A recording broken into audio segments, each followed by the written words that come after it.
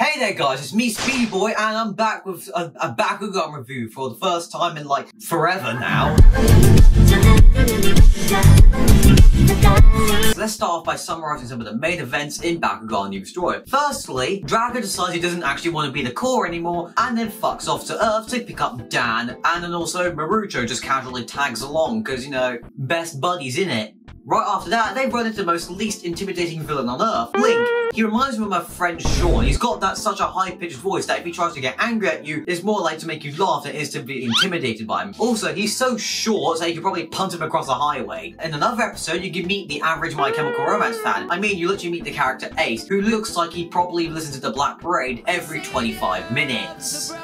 And he'll probably also tell you, my music will scare you! Then there's Mira, who's basically just like a pretty okay character. And then there's Baron. Now, Barons are basically the average K-pop stan, but instead of simping for like Jimmy, he simps for Dan and Drago and Marucho and all the original Battle Balls instead. A bit strange, but okay. And some random plot in the anime also, Shun randomly shows up out of nowhere because, you know, apparently he was accidentally sent to New Vestrioa. Like, he was doing ninja training in the forest and the portal opened up. I kid you not, that's actually what he says. And I just realised I just did the entire character section while trying to sum up the story. So anyways, now on to the villains. So firstly, we have the Vexos, which are basically just the main villains for this entire arc. So there's Spectre, who's basically just the leader of the Vexos. He's probably one of the only characters that isn't actually instantly laughable as you see him. And then next, we have Gus. And no, I don't mean the guy who runs Los Polos Hermanos. I mean Gus with long blue hair because, you know, anime hair, I guess. This guy's nickname is literally Spectre's lapdog because he constantly sucks up to Spectre, acting like he's some sort of god among us, when really he's just an average Bakugan anime villain. Like, Gus is like the type of guy whose parents never loved him, so he tries to find affection in some random guy and then like, then gets rejected or anything. And then we have Volt.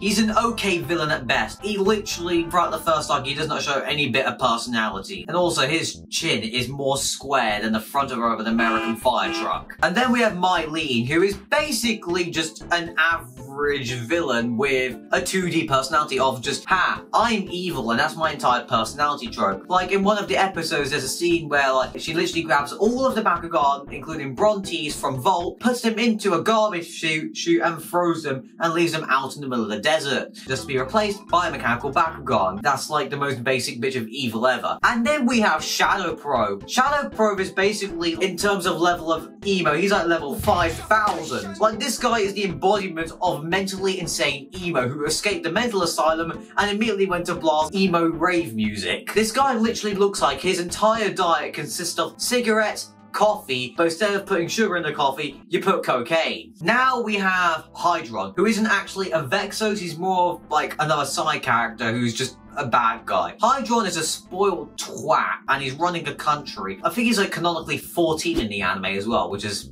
Hi, I'm the science guy, and I'm here to tell you that Professor Clay is not a good scientist.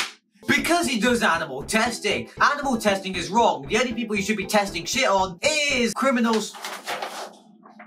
But anyways, Professor Clay is a piece of shit. If you want to see more of the science guy, you should like and subscribe, and also mention in the comments that I'm better than Speedy Boy 696. I'm gonna go on another 17-hour meth binge. What has Bakugan New Vestrioa done different compared to the first season of Bakugan? Well, the animation drastically improved for the Bakugan. Instead of looking at a Bakugan was on the character's shoulder, looking like a piece of horribly drawn smudge, they've actually 3D animated the Bakugan onto the character's shoulder. He would look like this in the anime compared to looking like a piece of red sludge. Also, the fighting system went from basically a B-Tech version of Yu-Gi-Oh! To basically, oh no, random shit go, activate 50 different abilities. So instead of, you know, if you remember the old battling system from season 1, both characters would throw down a gate card. It's now one person at a time throws down a gate card, and then they throw down their Bakugan, and then just spam ability cards until, you know, they do something. Now onto the toys. So the toys were pretty much the same as last season, but instead, you know, they made rope robot Bakugan into toys, and then also they added Bakugan traps. I know I don't mean Bakugan femboys. The only difference between a normal Bakugan and a Bakugan trap is the Bakugan trap, when folded up, is not a ball. It's like a random shape, really. And then also, they slowly began towards the end of the season.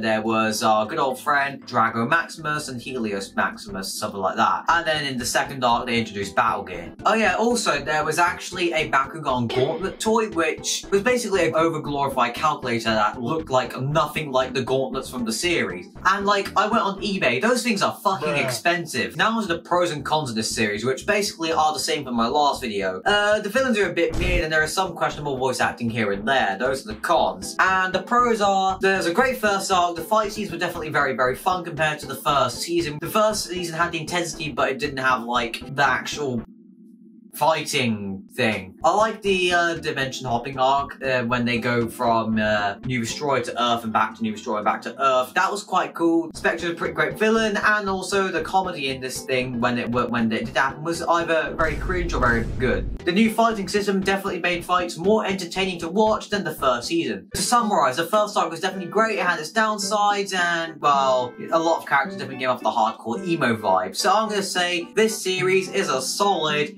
8 out of 10.